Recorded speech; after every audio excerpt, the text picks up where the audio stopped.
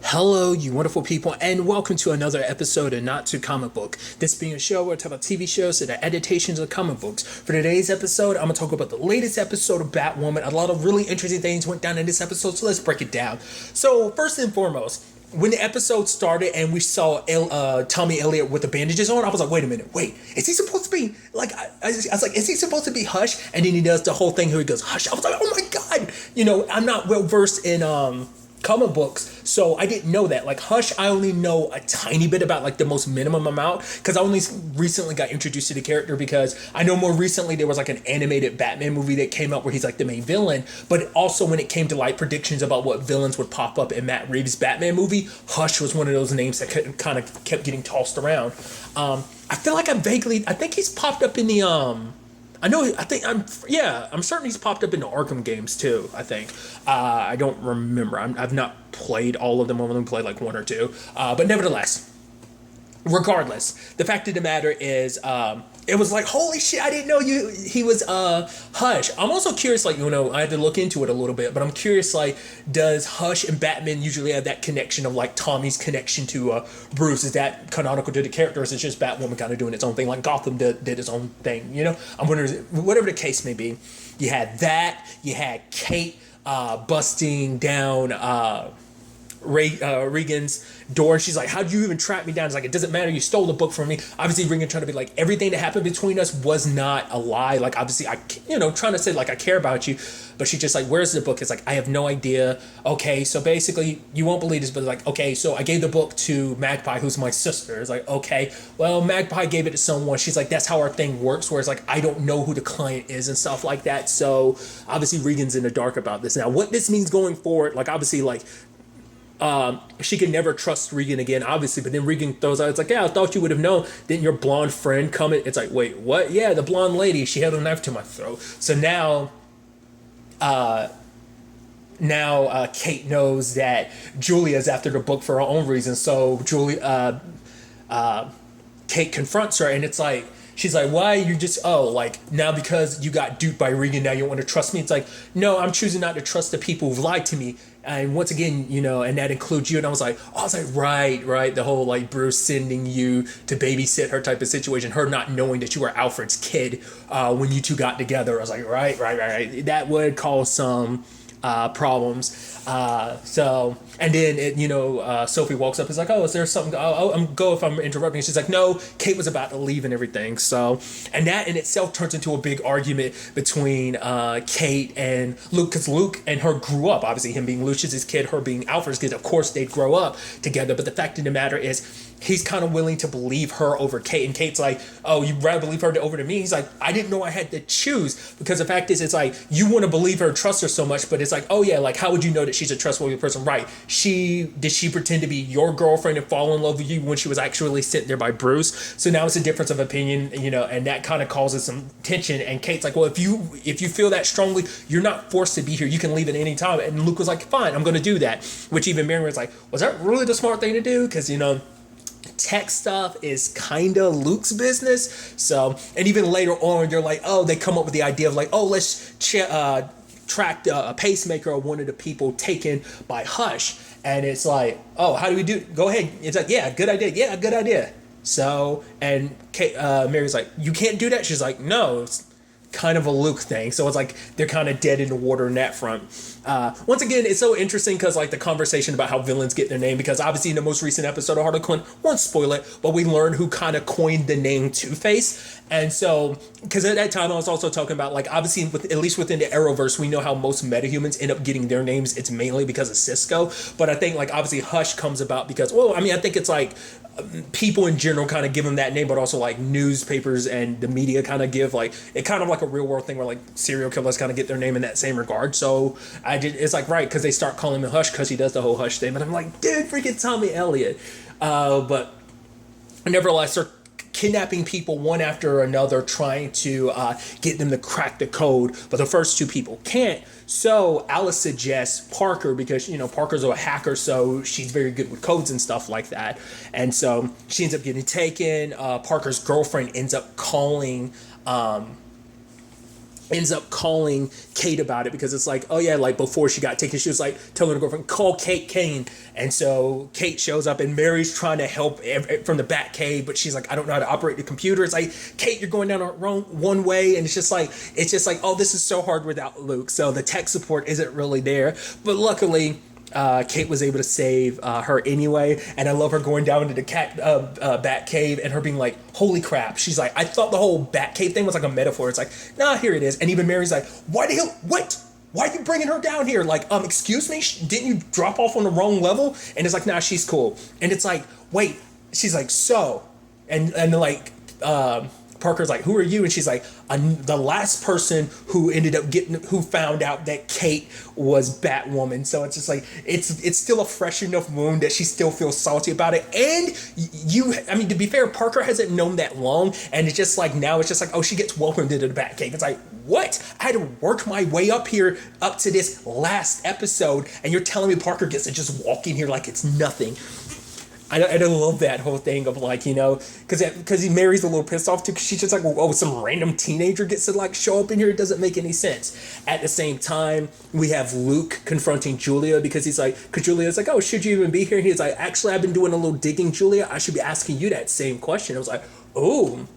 So she gives a story about how like she kind of did some like freelancing, and that's why the like organization the government agency she worked for before kicked her out. But then Luke's like, just to do a little freelancing isn't enough to get you sacked by your like one of the most powerful like organization, like one of the most powerful agencies in the EU. Like, what else did you do? She wasn't too quick to talk about that. But then she talks about like the fact is that, and she says a line I thought was interesting. She was basically like, oh, like, Kate, you don't know all there is to know about Kate. Now, I don't know whether she was referencing that in a sense of like oh my God, like because I dated Kate, I know a lot more of her darker secrets than you do. Or was that her referencing the Cartwright situation? Because Julia was the first person Kate told, but she probably doesn't know that Kate did tell Luke. We never went back to that, but that was just where that was. So I was like, I'm assuming it was in correlation to that. But like I said, it could have been the former, not the latter. Because like obviously they wanted to because going after Luke was what Alice wanted to do first, but you know Mouse kept being like, no, if you do that you're just going to draw in the Bat's attention, and just Alice doesn't care because for her this is about finding a means of killing Batwoman, because she knows like from Tommy like it's about the bat suit and everything, being able to destroy the bat suit, so that's all she cares about. So in the grand scheme of things, like that's all her focus is on. Because Mouse is saying, like, don't jeopardize what we had. It like what he tried to tell her before. It's like, oh, we have everything we need. We're literally in control of the asylum. We get to kind of dictate how things go. So the fact of the matter is you don't have to, like, you know, we don't have to worry about stuff like that. Why draw your sister in? But for her, it's like she wants to be the one to kill Kate. She's like, it could just be as easy as getting Tommy to kill Kate. But she's like, I want her to know it was me who did it, who brought her to an end. Because after everything, you know, especially after this most recent betrayal, she's like, I need to put her down myself. The thing is, considering everything she went through when like finding out about her mom and everything she went through with Cartwright, I think when it's all said and done, if she does manage to kill Kate, it won't be the satisfactory end she thought it would, because killing Kate would be like killing a part of herself, you know. So she doesn't realize it at the time because right now she's so like certain it'll fix anything, it will make her better. It's like, no, it won't fix that emptiness that's in her, that's been inside of her like this entire time. Like, you know, killing Kate won't fill that void inside of her, but she thinks it will. So that's a complicated mess of a situation in itself, you know. So luckily they do have Parker there, and you know she's able to kind of use all this to kind of track like pacemakers, and she's trying to make sure that she doesn't end up killing anyone else. And Mary's like, can I do anything to help? And she's like, you know how to like get me like faster, like more power so I can do all this stuff? And Mary's like, no. She's like, okay, then so stop distracting me. And Mary's just going through Luke's stuff and finds some glasses, and the glasses translate all of Lucius's notes because all his notes are written in that code. And so at the same time, Luke is being held, Julia is being held hostage, and Luke has to solve the code. But for him, it's like, he can't do it because he's like, I'm not as smart as my dad. He's like, I wish I was, but I'm not. Like my dad was on genius level. Like the fact of the matter is, and now we're going to both die because of him. And he ends up kind of figuring out parts of the code, but he needs like the numeric sequence. Like he needs like he basically needs a numeric cipher to kind of like run the numbers and run like the different alphabets through. And he pieces it together because it has to be something of importance to his dad, or rather importance to him. So it's like, it turns out Luke's social security number was the code they needed. He ends up deciphering it, but whatever it is, it says, he's like, I can't let this knowledge fall into Alice's hands or anyone's hands. So it's like, he's saying that him and Julia have to die, and they're both willing to die for this cause.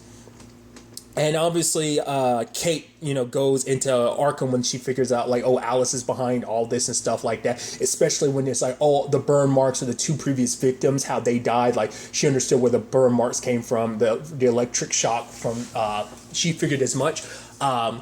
What I thought was interesting, and it's something I never correlate in my head, is like when she jumps down and like she puts on, like she's listening in, trying to filter through all those sounds to find everybody, that her, like obviously the lenses turn white. I was like, that's so interesting, because I never correlated that, because obviously I never thought about it too much. It's like, right, that's what her mask is like in the comic books, like the white eyes. I mean, obviously the same thing for Bruce. That's something like no like live action Batman stuff ever really does. They do just the you see the eye thing. I mean, to be fair, like every superhero is like that with the mask. Like, well, yeah, most.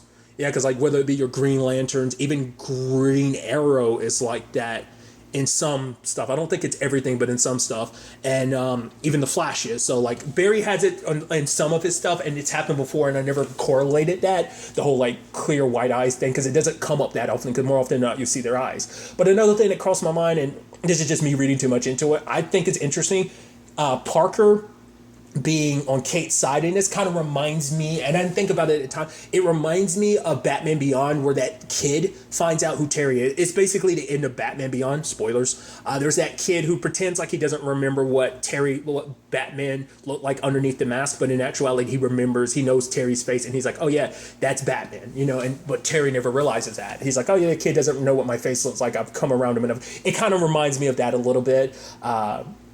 It's interesting, like, we're quickly racking up all the different people who find out that you're Batwoman. I think we're racking up faster than The Flash, Supergirl, or Arrow. I think we're kind of racking up even faster than those. I kind of feel like that, because we hit it in quick succession of bam, bam, bam, bam. I mean, to be fair, Mary's known for a little while, but she's been sitting on it. Now it's only like now that, more recently, obviously, that Kate found out, oh wait, Mary knows, so it's a different circumstances, but it's just, like I said, I'm going on a tangent and stuff like that. But when it's all said and done, Kate shows up and she's willing to hand over the glasses that'll let you translate the book yourself. And it's like, but obviously Luke is like, no, like we both, like, we can't let this fall into their hands, because it's not just weapons. Because obviously it's like, oh, it must be like some weapons or something, like that was their thought at the beginning, was like, oh, this must be some weapon cache that Lucius had hidden. But it's like, no, it's about killing the bat suit.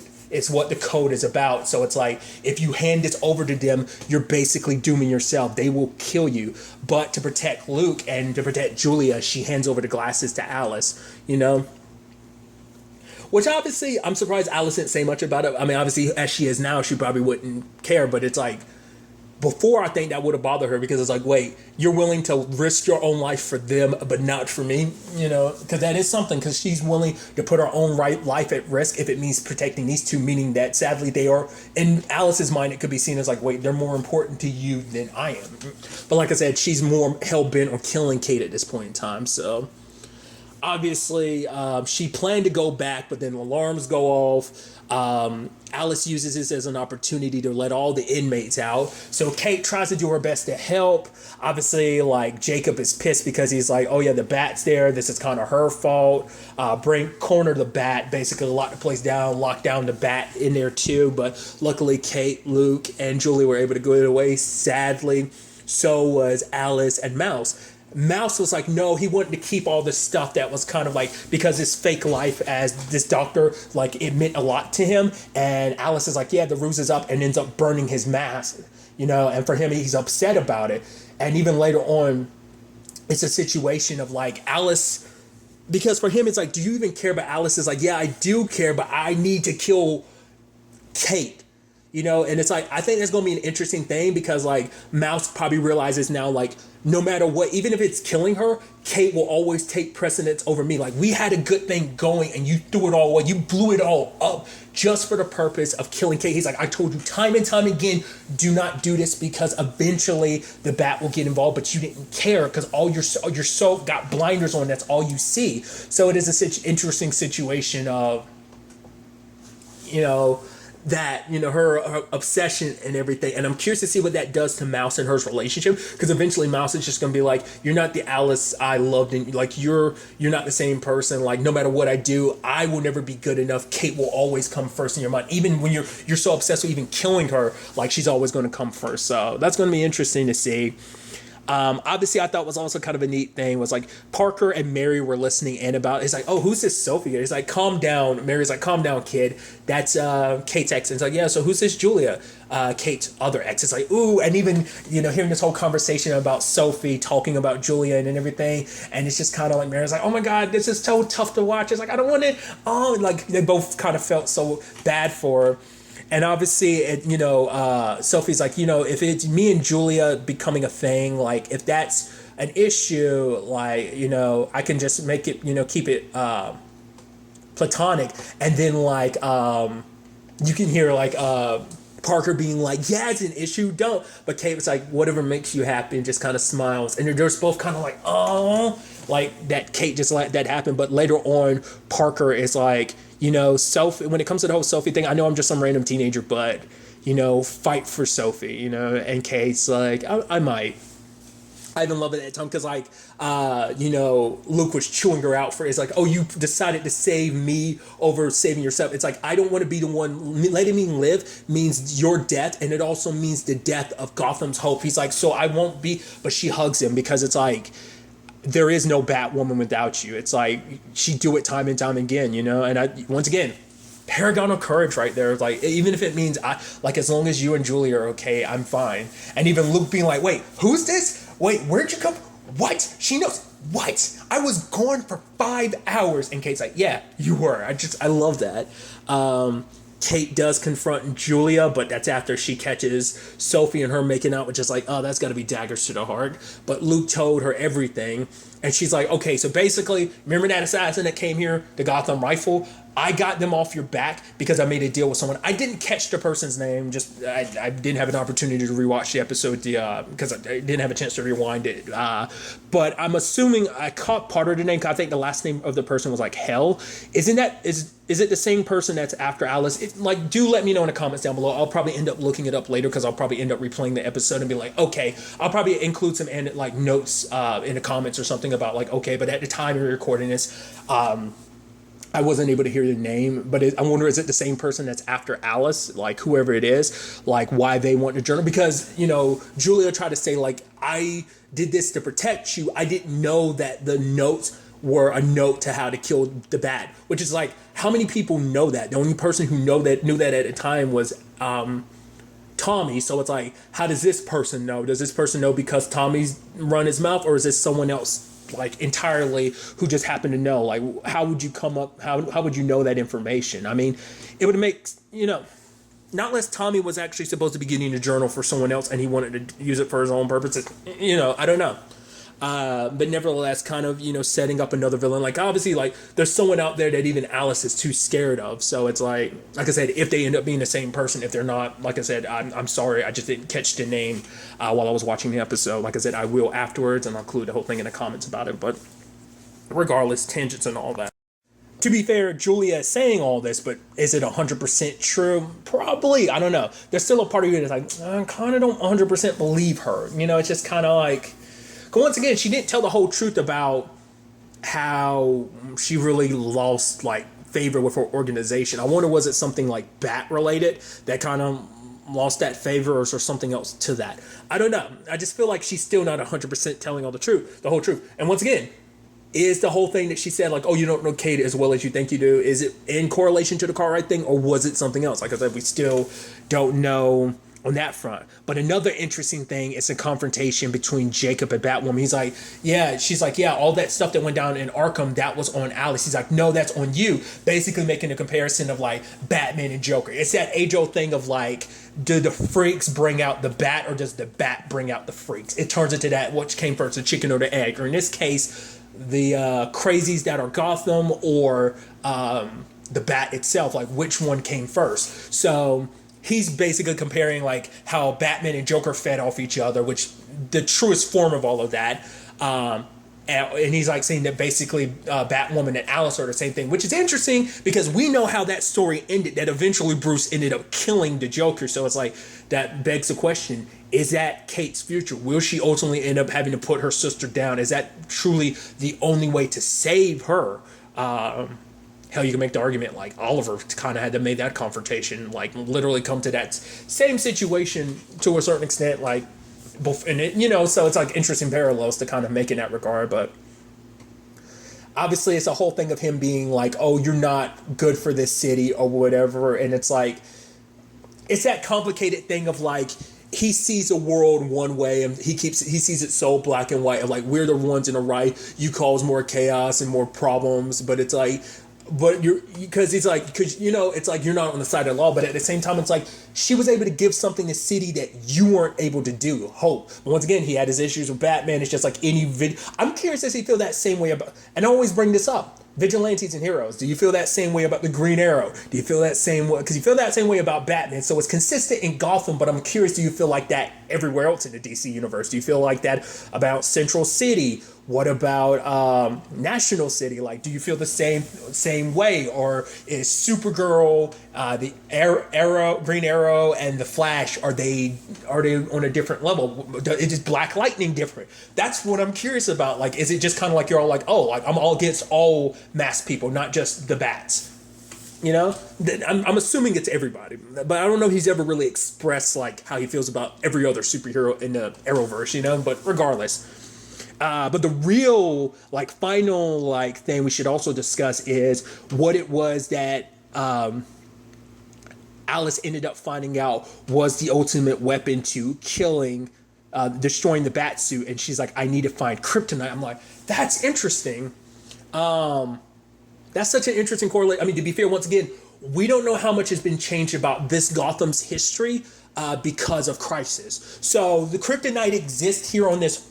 Well, because it existed already on this Earth, because Oliver used it against the other Supergirl, because he had prepared some already because of meeting Supergirl last season, like during Heroes versus Aliens. And so on Crisis on Earth X, he had kryptonite laying around just in case for that very situation. But who knows, like, post-Crisis and everything, maybe Bruce had already prepared kryptonite, because, like, we don't really know, like, what the because there was no Superman in this continuity, you know, because some stuff has been retconned to make it seem like there was never any Superman on this, no Kryptonians, at least, on this Earth prior to, like, Barry meeting Kara for the first time on Earth 38, but eventually everything coming together. So it's like, that was the first instance of kryptonite being a thing on Earth 1.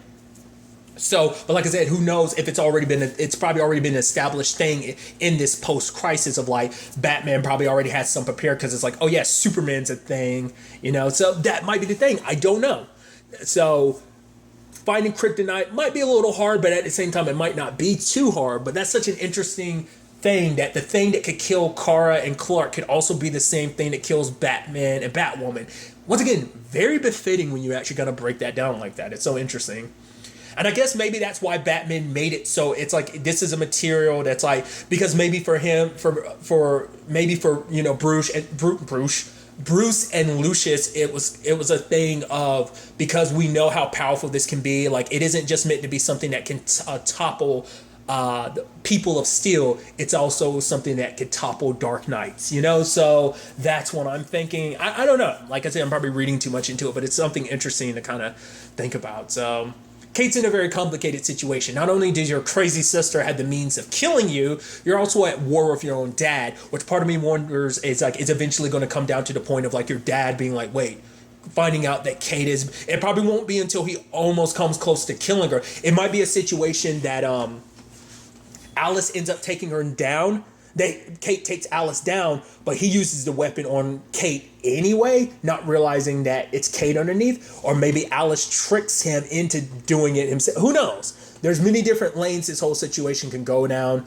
I'm also curious, like, obviously, like, let's not forget your boy Hush It, Tommy's still out there, because obviously Alice wants to track him down because he'll have some idea where to find some kryptonite. But regardless, I am very interested to see where this all ends up taking us, because the next episode is in fact the season finale. I'm assuming, once again, like everything else, it was a cut short season. But regardless, I'm still very interested to see where all this takes us and how everything plays out in this season finale. But really, that's all I want to talk about. Till the next time we meet, be happy, be safe, live life to the fullest, and enjoy it. Good day and goodbye.